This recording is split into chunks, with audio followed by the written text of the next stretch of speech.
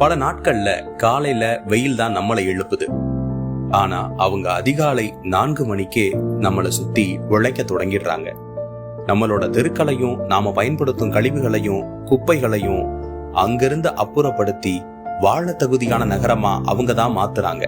பண்டிகை நேரம், விடுமுறை நேரம், புயல், மழைன்னு எதுவா இருந்தாலும் அவங்க எதுக்காகவும் நிக்க மாட்டாங்க. அவங்க நம்ம தூய்மை பணியாளர்கள்.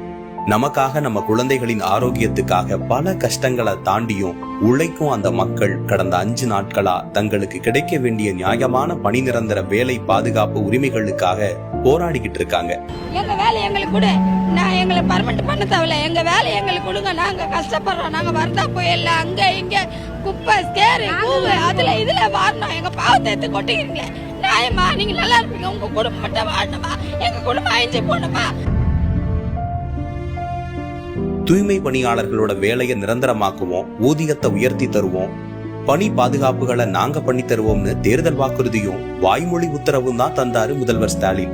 ஆட்சிக்கு வந்து 4 வருஷம் ஆச்சு, எதுவும் நடக்கல. சொல்லாததையும் செய்யும் அரசுன்னு சொல்லிக்கிட்டே இருக்கும் முதல்வர் ஸ்டாலினுக்கு தொழிலாளர்களின் ஒரே கேள்வி சொன்னதை ஏன் செய்யலங்கிறது தான். வந்தவனே எங்களுக்கு ஆர்டர் போறேன்னு சொன்னாரு, இது வரைக்கும் எதுவுமே எங்களுக்கு வரல. இந்த ரோட்ல பிளாட்பாத்ல உட்காந்துக்கிறோம், இது வரைக்கும் எங்க என்னன்னு கேட்கல. இதே அவர் வரணும், நாங்க சுண்ணாம்பு போட தேவை, எம்எல்ஏ வர பெருக்கி சுண்ணாம்பு போனோம், மேயர் வராரு பெருக்கி சுண்ணாம்பு போனோம், இவ புள்ள வராரு பெருக்கி சுண்ணாம்பு போனோம், வேற அவன் லொட்டில் வசு வராம பாரு அவனுக்கும் பெருக்கி நாங்க சுண்ணாம்பு போனோம். என்ன இவனுக்கு வரனா ஓடி ஓடி தோடி துணி போட்டு தோடிக்கணும். இந்த நேரம் எங்களை வந்து பார்க்கல, வெயில உட்கார வச்சுக்கிறாரு, நடுத்தல உட்கார வச்சுக்கிறாரு. எப்படி பாக்கலாம்? ஓட்டு கேட்கறப்ப அப்படி சொல்லியாப்பா, நான் வந்தவனே உங்களுக்கு முதல் வந்தவனே உங்களுக்கு நான் மெது கையெழுத்து போடுறேன் சொன்னாரு.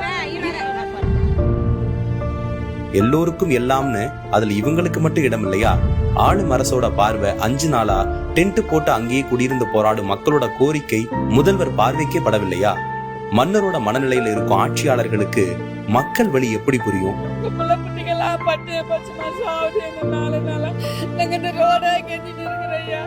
எங்களுக்கு பிள்ளைங்க நாங்க கஷ்டப்படுறத எங்க பிள்ளைங்களை காப்பாற்ற முடியும்.